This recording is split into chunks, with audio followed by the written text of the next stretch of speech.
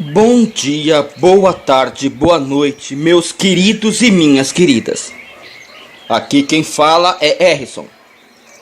Mais uma vez vamos dar continuidade ao capítulo 1 do livro O Príncipe Canalha, de Loretta Chase.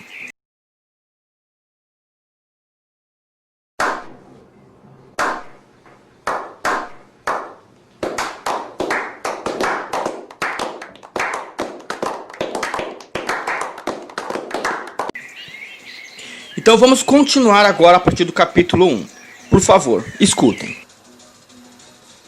Paris, março de 1828. Não! Não pode ser! Sussurrou Sir Bertrand Trent, consternado, com os olhos azuis arregalados pelo horror. Ele pressionou a testa contra a janela que dava vista para a Rue de Provence. Acredito que seja, senhor, disse o criado Withers. Sir Bertrand passou as mãos pelos cachos castanhos e desgrenhados. É isso mesmo, Daniel? Alimentar e largar mão de ser besta, se criar ser um gesto homem. Eu sobrevivo assim por modo de trazer as maldições dos próprios que se merecem pensar o próprio mal para ele. Eu não se peço fazer maldade com ninguém, é por sentidos, para se trazer na mão, não se desejar a mim, se pensar mal de mim. O certo é se dizer, se cria vergonha na sua cara, se toma um documento, se cria vergonha na sua cara e vai se procurar trabalhar. Eram 2 horas da tarde. E ele havia acabado de se trocar, dispensando o hobby de banho. Genevieve, disse ele com a voz rouca. Oh, meu Deus, é ela! Não, eu sou o Jô Soares, sua piranha. É sua avó, Lady Penbury, sem dúvida. E sua irmã, a senhorita Jessica, vem com ela.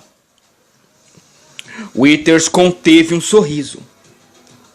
Estava reprimindo muitas coisas naquele momento, como o desejo louco de dançar pelo quarto, gritando aleluia, por exemplo. Nossa, não. A vontade de rir é grande, mas a de chorar é maior. Meu Deus, o que foi que eu fiz com minha vida, Jesus? O sangue de Jesus tem poder, tem poder, tem poder. O sangue de Jesus tem poder, faz o inferno estremecer, faz o Satanás correr e o milagre acontecer. Estavam salvos, pensou ele. Com a senhorita Jéssica aqui, os problemas logo seriam resolvidos.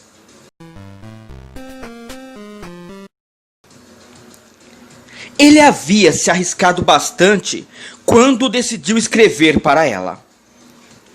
Mas era algo que tinha que ser feito, pelo bem da família. Sir Bertrand andara com companhias malignas, os mais malévolos companheiros em toda a cristandade. Não, você é burro, cara, que loucura. Como você é burro. Que coisa absurda. Isso aí que você disse é tudo burrice. Burrice. Eu não consigo gravar muito bem o que você falou, porque você fala de uma maneira burra. Entendeu? Na opinião de Withers, um bando de arruaceiros degenerados comandado por aquele monstro, o 4º Marquês de Dine. Mas a senhorita Jéssica logo daria um fim naquilo. Me solta, você não pode me chamar. Me solta, me solta. Você não pode me chamar. Você não pode, você não tem permissão para me chamar. Você não tem permissão para me chamar. Cadê a doação para me chamar? Chama a polícia! Por favor, chama a polícia! Você não pode me... Assegurou o criado idoso a si mesmo, enquanto rapidamente atava os nós do lenço que sua senhoria usava no pescoço. A irmã de Sir Bertrand, que já contava 27 anos, havia herdado a aparência encantadora da avó viúva. Cabelos sedosos, tão negros que pareciam azulados. Olhos amendoados e cinzentos. Feições de alabastro e uma figura graciosa.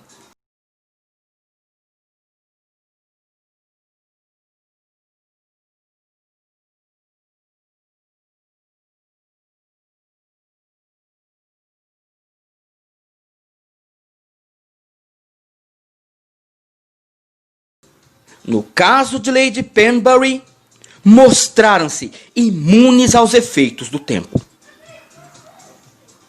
Mais importante, segundo o pragmático Withers, a senhorita Jéssica herdara o raciocínio, a agilidade física e a coragem do falecido pai.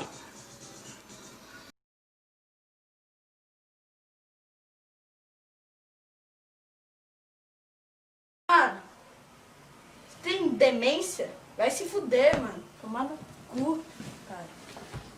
Sabia cavalgar, tinha talento para a esgrima e atirava com tal precisão que se equiparava à dos melhores. É mesmo? É! Foda-se! Na realidade, no caso das pistolas, ela tinha a melhor pontaria de toda a família. E isso era digno de respeito. E atirei no meu ex-parceiro com 45 tiros no peito. Uma K-45. Sério? Pente alongado. Nossa, Puxei as duas, atirei nos dois. isso aí foi... Durante 2 breves casamentos, sua avó tivera 4 filhos com o primeiro marido, Sir Edmund Trent. Roberto ficou perplexo com o tamanho do problema. Eu tô passada, chocada. Meu Deus. Jesus. E agora? Tô vindo pela primeira vez. E outros 2 com o segundo, o Visconde de Penbury.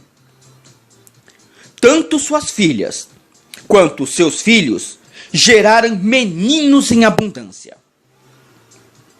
Mesmo assim, nenhum daqueles portentosos cavalheiros conseguia atirar melhor que a senhorita Jéssica.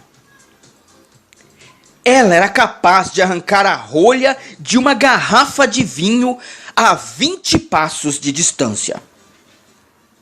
E o próprio Withers a vir a fazer isso. É mesmo? É! Foda-se! O criado não se incomodaria em vê-la arrancar a cigarreira das mãos de Lord Dyne com um tiro. O Brutamontes era uma abominação, uma desgraça para seu país.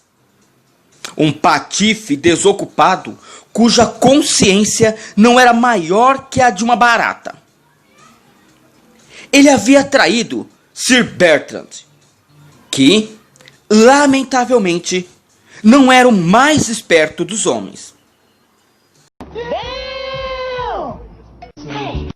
Pra que agredir?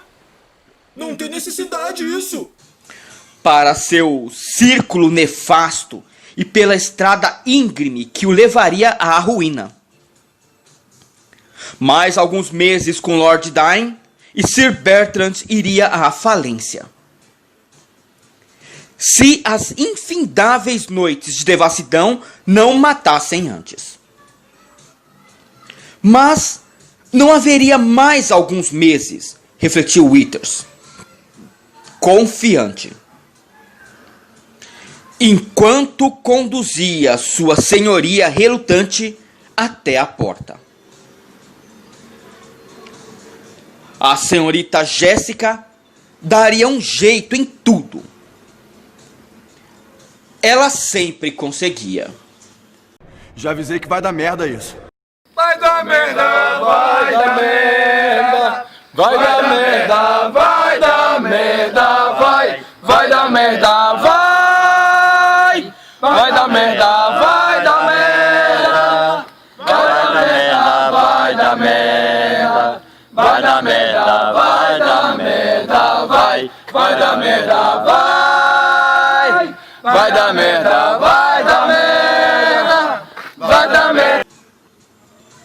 Bertie conseguiu fingir um misto de alegria e surpresa quando viu as duas.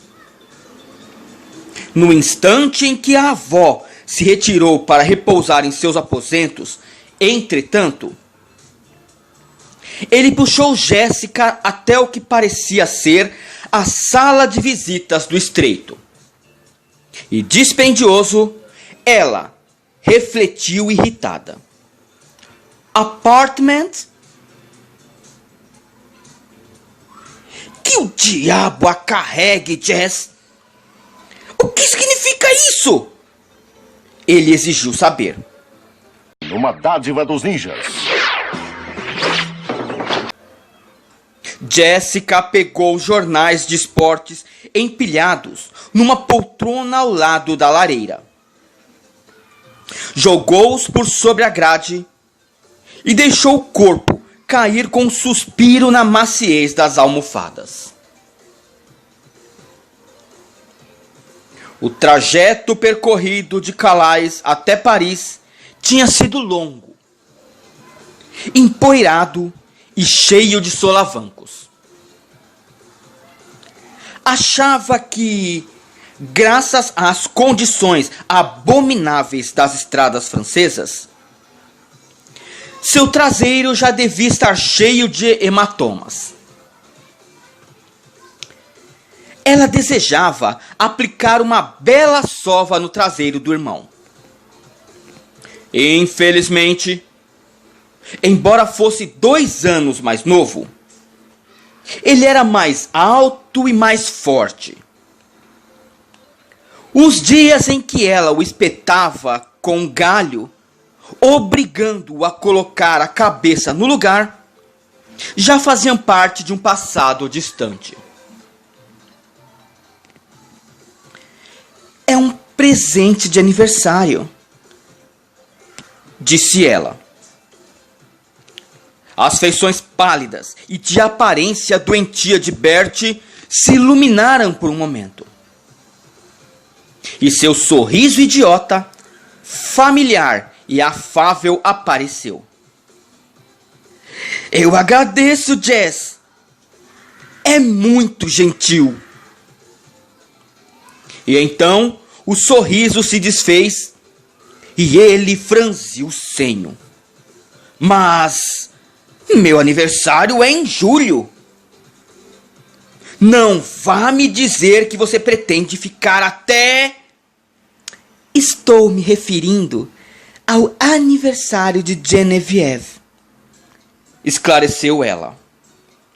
Uma das muitas excentricidades de Lady Penbury era sua insistência para que seus filhos e netos se dirigissem e se referissem a ela pelo primeiro nome. Sou uma mulher, rebatia ela aos que protestavam que essa terminologia era desrespeitosa. Tem um nome. Eu também. Mamãe, vovó, dizia ela, estremecendo delicadamente. É tão anônimo. A expressão de Bertie se tornou mais desconfiada. E quando será isso? Você morava? Não sei. Não? Não sabe por que você está preso? Sei. Por qual motivo? Para com essa porra, hein? Para! Para com essa porra desse esculacho, tá? O aniversário dela. Como você devia lembrar, é depois de amanhã. Jéssica descalçou as botas de pelica cinza, puxou a banqueta e colocou os pés sobre ela. Queria que ela se divertisse um pouco. Faz muito tempo que não vem a Paris. E as coisas não vão muito bem em casa. Algumas tias andaram comentando a ideia de trancá-la no manicômio. Não que eu me surpreenda. Elas nunca a entenderam. Sabia que ela recebeu 3 propostas de casamento só no mês passado? É o quê?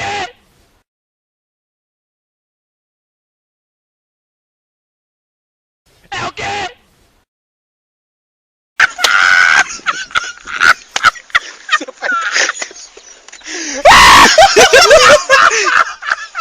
Continua, velho.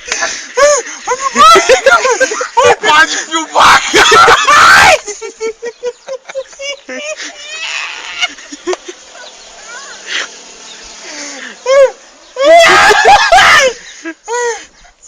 Para, velho, pelo amor de Deus, cara. Acredito que o número 3 tenha sido a gota d'água. Lord Fengers tem 34 anos. A família acha isso constrangedor. Bem, não é exatamente digno na idade dela. Ela não está morta, Bertie.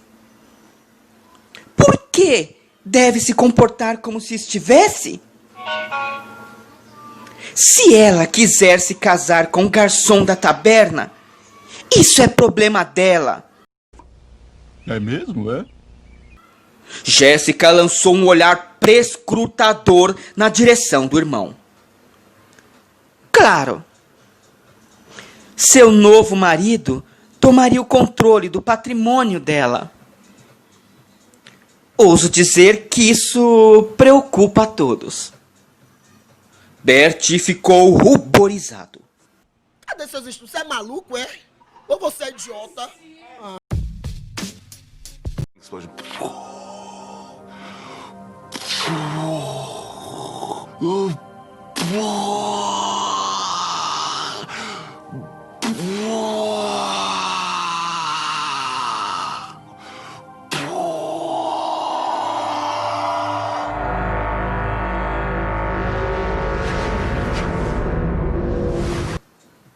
Não precisa me olhar desse jeito. Não? Você parece estar bem preocupado. Talvez pensasse que ela o livraria das suas dificuldades. Ele deu um puxão no lenço. Não estou em dificuldades. Ah, então acho que eu é que estou.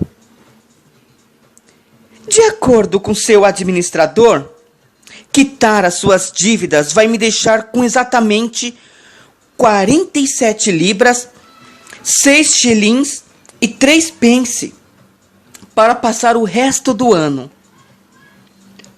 Ou seja, terei que voltar a viver com meus tios e tias.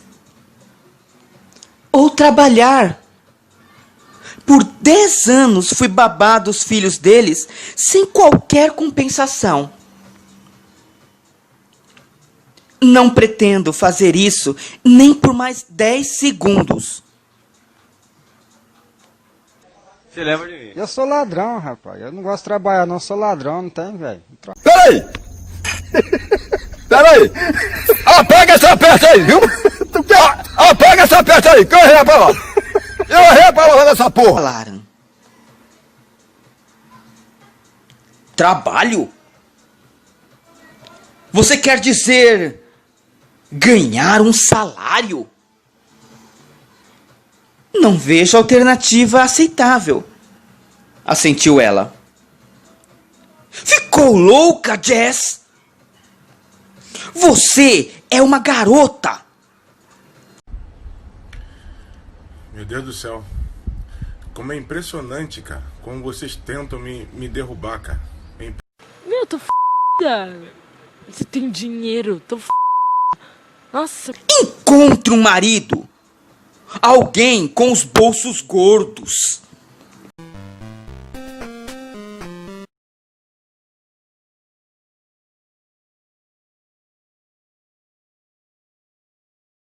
Como Genevieve fez 2 vezes. Você é bonita como ela. Se não fosse tão exigente. Mas sou, disse ela. Felizmente, posso me dar ao luxo de ser assim. Jessica e Bertie ficaram órfãos muito jovens e foram criados por tias, tios e primos que mal conseguiam sustentar suas próprias proles. A família poderia ter tido uma vida confortável se não houvesse tanta gente. Porra, pelo amor de Deus, eu não consigo. Mas Genevieve vinha de uma linhagem de reprodutores prolíficos, especialmente em relação a ter filhos varões.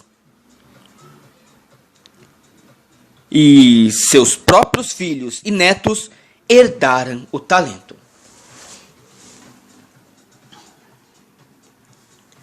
Essa era uma das razões pelas quais Jessica recebia tantas propostas de casamento. Cerca de 6 por ano.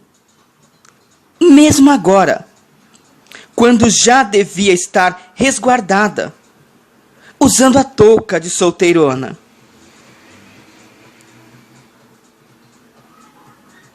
Mas ela preferia ser enforcada a se casar e se transformar na égua reprodutora de um pateta rico e cheio de títulos. Caralho, o maluco é brabo. Porra! Mano, tu é um guerreiro. Se tu vier aqui, eu boto do meu lado aqui, sentado aqui, todo o programa aqui pra falar sobre isso aí. Que tu é um cara... Tu é um mito. É um mito!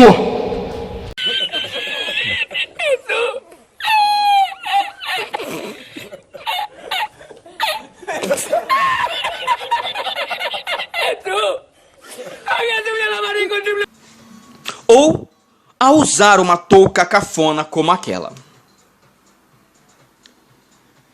Tinha talento para encontrar tesouros em leilões e antiquários e para vendê-los com um lucro considerável. Embora não ganhasse uma fortuna, nos últimos 5 anos, Jessica conseguiu comprar as roupas e os acessórios elegantes que usava.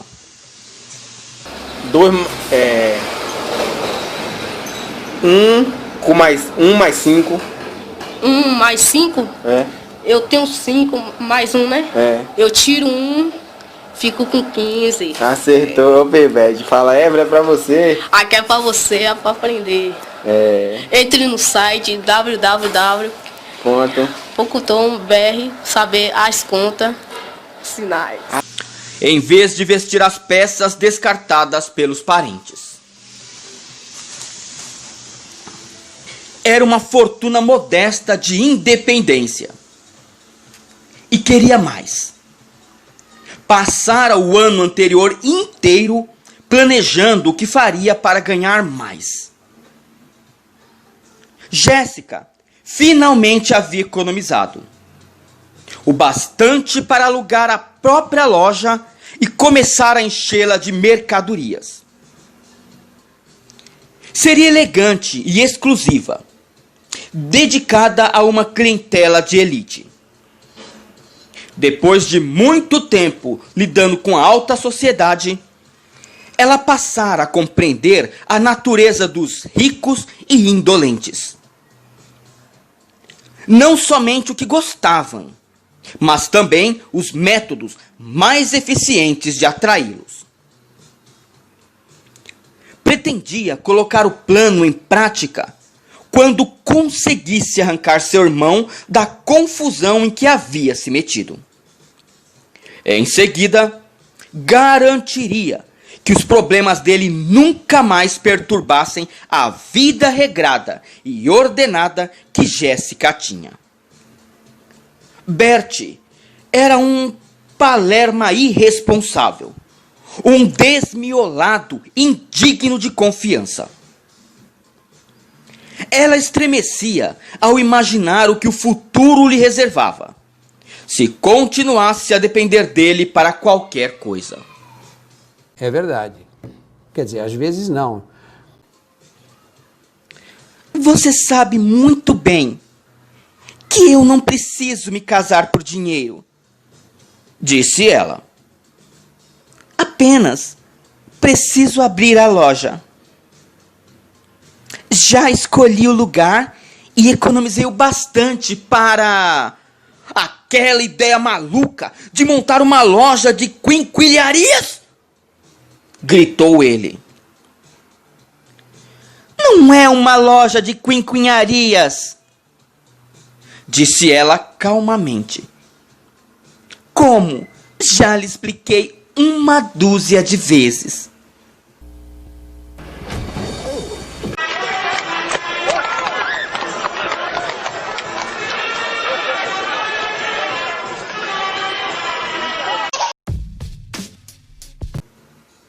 Não vou deixar que você abra uma loja. Bert se levantou. Nenhuma irmã minha vai entrar no comércio.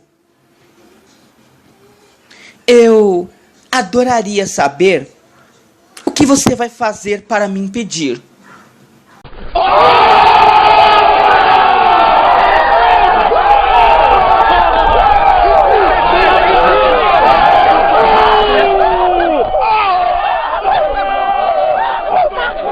Respondeu ela. Ele contorceu o rosto em uma careta ameaçadora. Jéssica se recostou na cadeira e o observou com um olhar contemplativo. Ora, Bert, você parece um porco, apertando os olhos desse jeito. Né?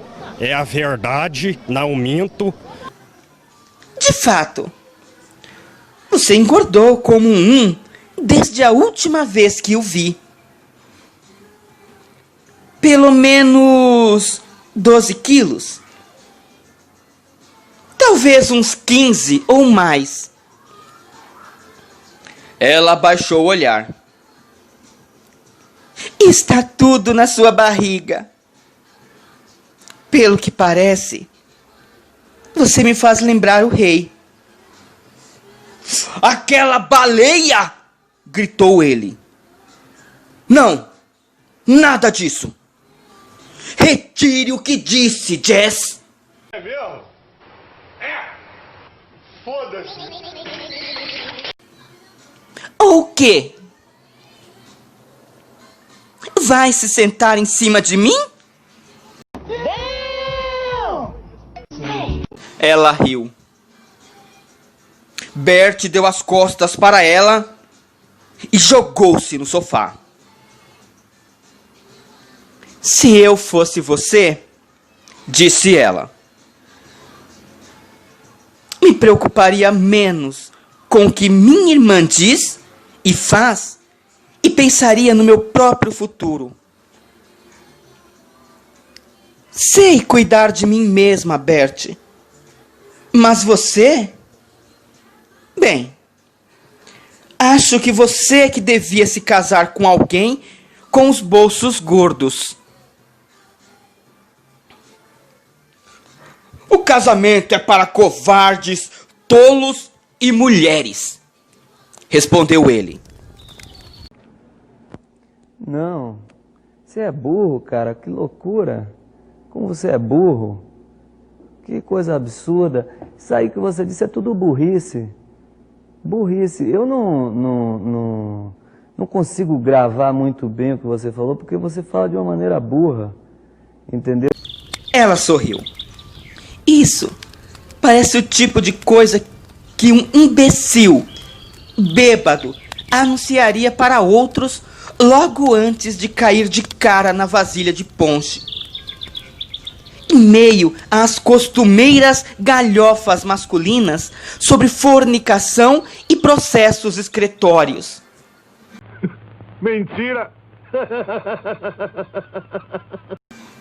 Jéssica não esperou que Bert revirasse o cérebro, tentando encontrar as definições daquelas palavras. Eu sei muito bem o que os homens acham engraçado, disse ela. Já morei com você e ajudei a criar 10 primos homens. Bêbados ou sóbrios, eles gostam de piadas sobre o que fazem, ou o que têm vontade de fazer, com as mulheres. E possuem verdadeira fascinação por atos como soltar gases, mijar e... Essa piada aqui não. Essa piada aqui não. Essa piada aqui não. Pode ir embora que essa piada aqui é muito... Cara, eu sou um merda, meu irmão. Mulheres não têm senso de humor, disse Bert. Não precisam disso. O Todo-Poderoso as criou com um gracejo para os homens. Daí é possível deduzir logicamente que o Todo-Poderoso é uma mulher. Me solta! Você não pode me algemar! Me solta! Me solta! Você não pode me algemar! Você não pode! Você não tem permissão para me algemar! Você não tem permissão para me algemar! Cadê a doação para me algemar? Chama a polícia! Por favor, chama a polícia! Ele pronunciou as palavras de maneira lenta e cuidadosa, refletindo o esforço que precisou fazer para memorizá-las.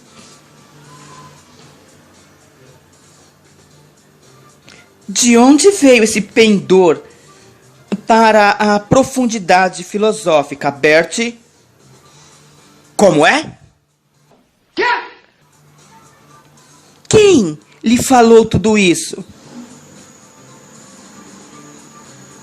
Não foi um imbecil bêbado, senhorita irônica zombeteira, disse ele amuado.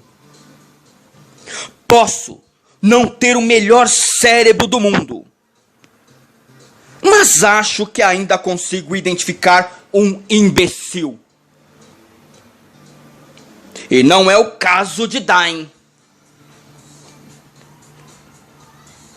Ah, vá merda, porra! Vá merda! Vá! Com certeza não. Parece um homem muito esperto. O que mais ele tem a dizer, querido?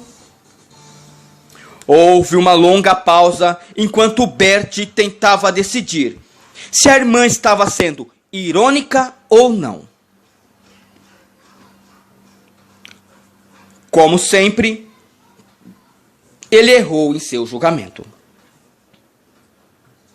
Bem, ele é inteligente, Jess.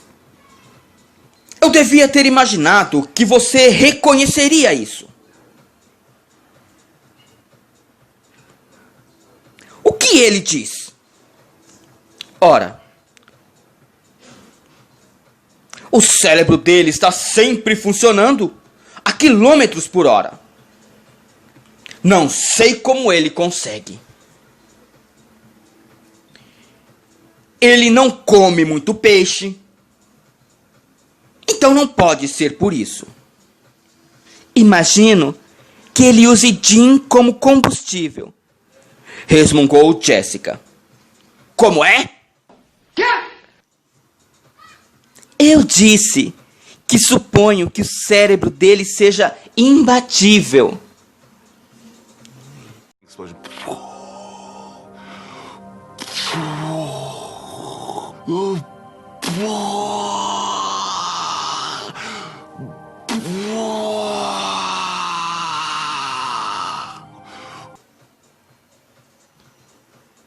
Deve ser, disse Bert.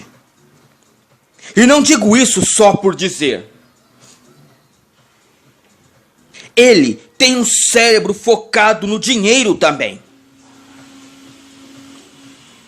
Sabe fazer a bolsa de valores dançar conforme a música dele. É o que dizem por aí. Mas a única música que Dine toca é o barulho das moedas. E estou falando de um barulhão, Jess. Ela não tinha por que duvidar.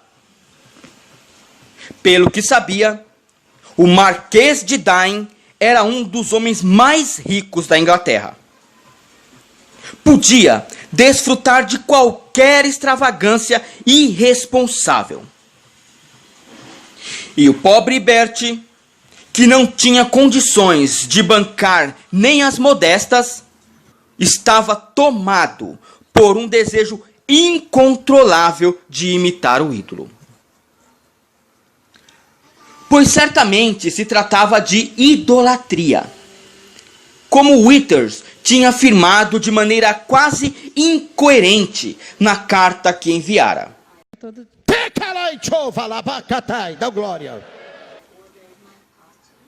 O fato de Bert ter forçado suas parcas faculdades mentais a ponto de memorizar o que Dine dizia era uma prova inabalável de que o criado não havia exagerado. Lord Dine tinha se tornado senhor do universo de Bert e o estava levando direto para o inferno.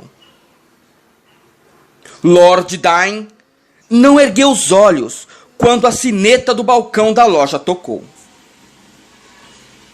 Não se importava com quem seria o novo cliente.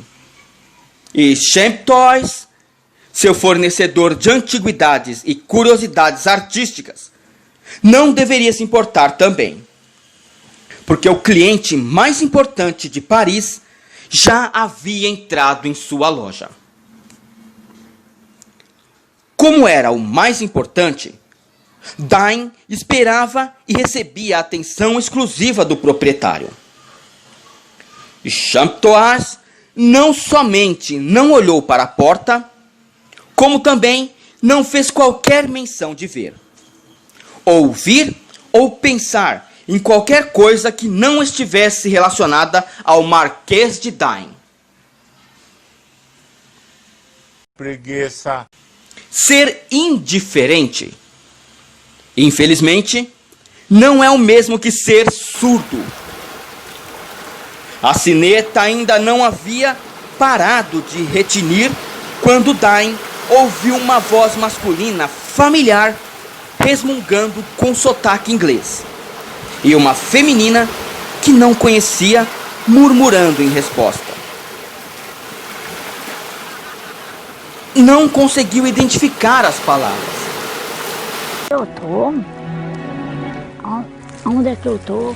Nesse canto tão deserto, esse cara alguém querer me prejudicar, querer me matar, sem eu saber onde é que eu estou. Será que eu estou na Lagoinha? Será que eu estou em algum canto deserto por aí? Pelo menos uma vez, Bertie Trent conseguiu manter a voz abaixo do seu suposto sussurro, que podia ser ouvido do outro lado de um campo de futebol. Agradeço mais uma vez a todos vocês que estão escutando este podcast e gostaria que vocês compartilhassem com outras pessoas e também dessem o seu joinha. Estou muito grato pela atenção. Valeu, falou e fui! E amanhã continuaremos o restante. Muito obrigado.